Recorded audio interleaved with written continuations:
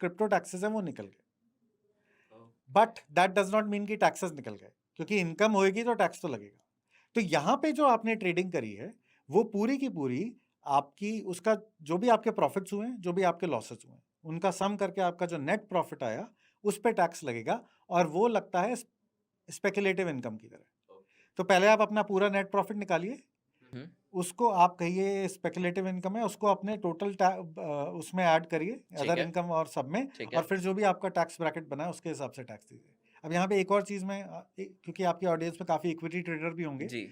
Equity में भी F&O की स्पेकुलेटिव की कैटेगराइजेशन होती है, वो इक्विटी एफएनओ का स्पेकुलेशन और ये अलग अलग है।